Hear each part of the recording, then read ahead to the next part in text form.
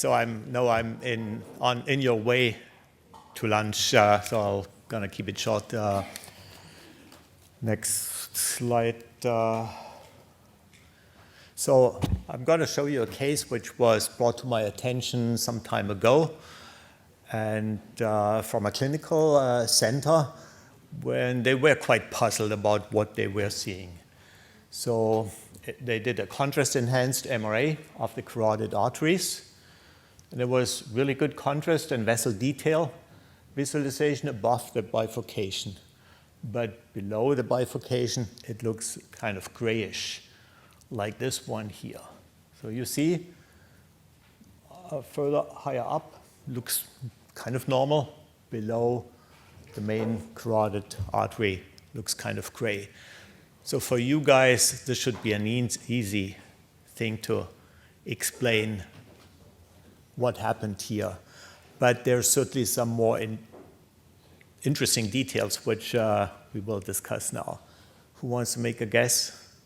What happened here? What is the main cause? This is contrast MRA, so what can go wrong? No? I'll show you the next slide.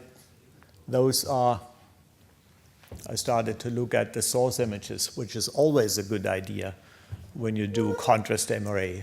That's what I always recommend.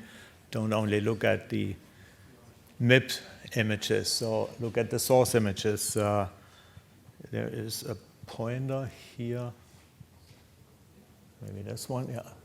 So the timing is wrong. Well, that is a general answer in contrast MRA when something is wrong.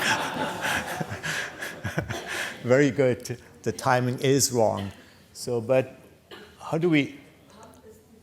This is good. We just to see, we missed the center of the vessel, and here it looks normal. What exactly happened? So let's go into more details. And this was done on a Siemens MR system, and Siemens uses a kind of delayed centric ordering like this here. So we start a little outside of K-space, move kind of and this is just a radial distance, move to the center of K-space, and then get out to the peripheral K-space. Now, when we do it right, correct timing, contrast comes in, and there is certainly a lot of contrast and enhancement in the center of K-space and also for the most part in all of K-space. Now, when it's delayed, we have a situation like that. There's very little or even no contrast in the center of K-space, and that is exactly what happened before. Now, as we know, a contrast injection kind of acts as a K-space filter. So here, when everything is normal, there's high concentration across the whole measurement, across all of K-space. We have a perfect flat filter, and this is a simulated object, a big circle and a smaller one. Everything looks fine. Now, when there's a very small bolus like this here, we kind of get a low-pass filter, and everything looks a bit blurred. And here, when we miss the contrast, when there's no contrast enhancement in the center of K-space, as shown before, we have kind of a high-pass filter. And depending on the size of the object, we see only the rim of the vessel, or we even have, when it's smaller dimension, we have a kind of an enhancement in the center.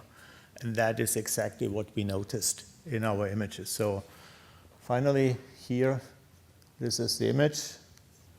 And when we do the cross sections, we clearly recognize. So here, the high-pass filter in the larger vessel, and the edges kind of collapse together and give rise to a high signal intensity of the smaller vessels. So that's the situation. So as always, timing is extremely critical. And never only look at the MIP images, look at the source images, do reformats like this. That will easily show you the cause of what went wrong. Thank you for your attention, and enjoy lunch.